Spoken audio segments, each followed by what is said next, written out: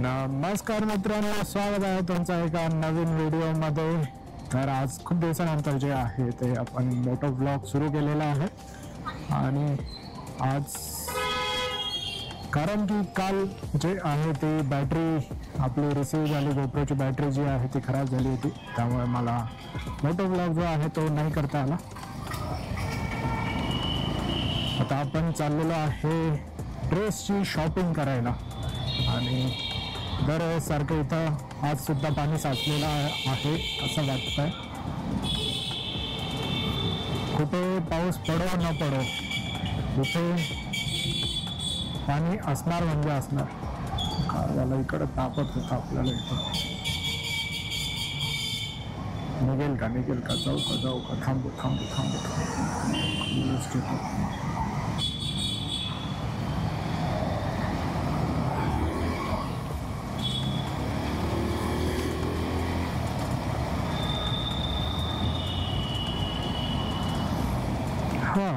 इकडे पण पत्र लावू लागले। म्हणजे पत्र काबर लावता येतं माहिती का, शिवाजीनगरच्या इथे, कारण की खाली अंडरग्राऊंडला पाणी साचतं। ठीक आहे, आता तुम्ही सिनारिओ समजून घ्या।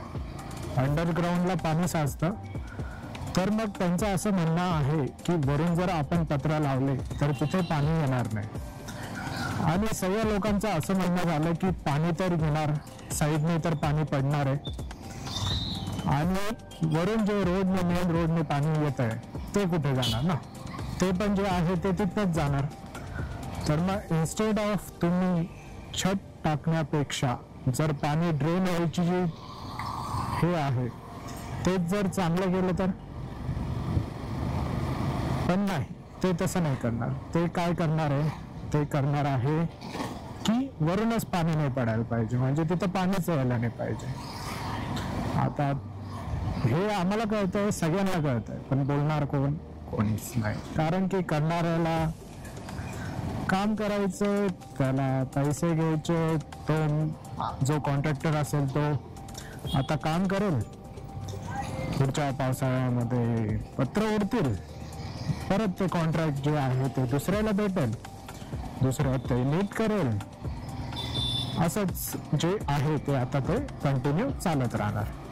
पत्राची क्वालिटी कशी आहे, पत्र व्यवस्थित बोल्ड केले जातात नाही केले जाते हे लक्ष द्यायला कोणीच नाही आहे। बसवणारा बसवतोय, वापरणारा वापरतोय, जाणारा खालून जातोय। पत्र पडतील, सगळ्या गोष्टी होईल, त्यानंतर मग एखाद्याला जाग येईल, एखादे कोणीतरी जे आहे ते आंदोलन करतील, मग तो म्हणाल की मी तुमचं काम केलंय, आता तुम्ही मला वोट द्या। असं जे चक्र आहे ते कंटिन्यू सुरू राहील। स्वतःची लाईफ बेटर बनवा, दुसऱ्यांवर डिपेंड नका राहू। दुसरे जे आहेत ते सगळे ज्याचे त्याचे काम, ज्याचं त्याचं बघण्यामध्ये आणि करण्यामध्ये बिझी आहेत। आपण आपलं काम करा, मस्तपैकी एन्जॉय करा लाईफला। हेच आत्ताचं जे आहे ते सिनारिओ आजचा।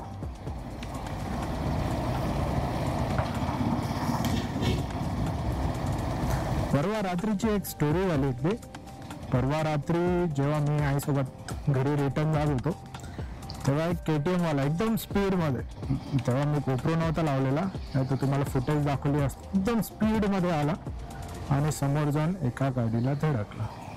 ठीक आहे, गाडीला तर तो धडकला, चुकी त्याची होती, एवढ्या छोट्या एरियामधनं तो स्पीडमध्ये गाडी चालवत होता, आणि चालवल्यानंतर तो उलट त्यालाच बोलू लागला ज्याला लागलंय।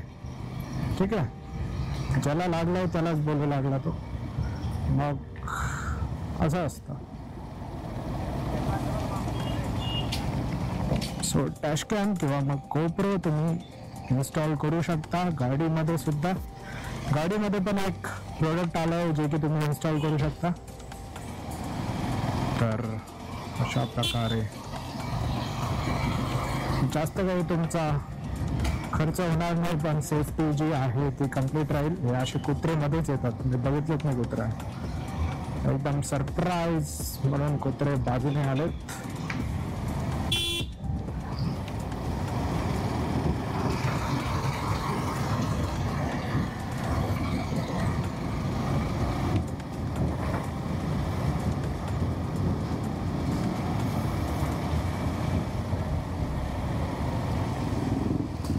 दिसेल की नाही त्याला, दिसलो होतो त्याला आपण.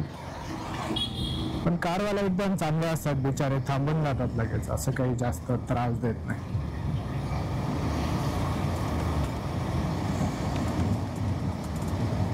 इंस्टाग्रामवर पण बरेच सारे पोस्ट आपण टाकतोय. जर तुम्ही इंस्टाग्रामवर टाकलं नसेल तर तुमच्या स्क्रीनच्या राईट साईडला वर इंस्टाग्राम ID येत असेल, तिथे पण तुम्ही जाऊन फॉलो करू शकतात. त्यावर आपण जे आहे ते ड्रोनचे कंटेंट जे आहे ते आपण पोस्ट करतोय. आपण कामगार चौकाच्या जवळपास आपण पोहोचलेलो आहे आणि आपल्याला यायला थोडा उशीर झालेला आहे.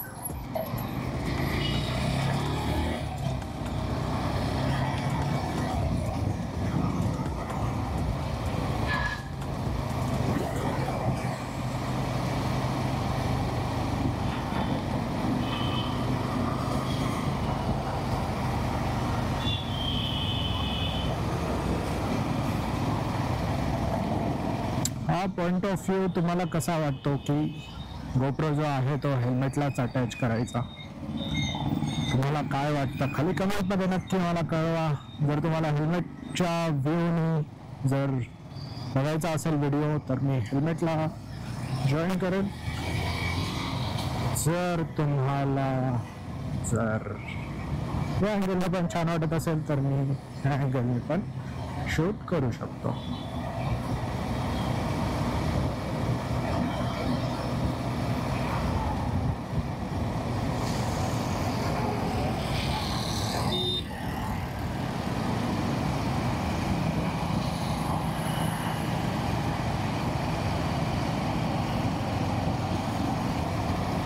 इथनं जायचं आहे आपल्याला राईट.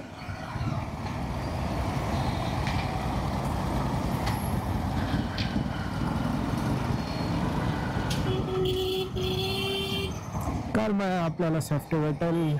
कारमुळे जे आहे ते आपण लगेच टर्न मारून घेऊयात पटकन.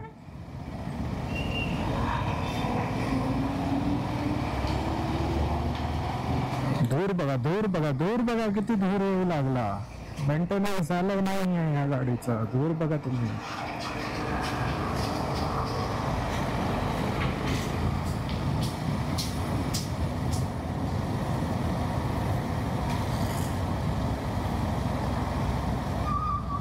तर इथे थांबलेले आहेत आपल्या मॅडम.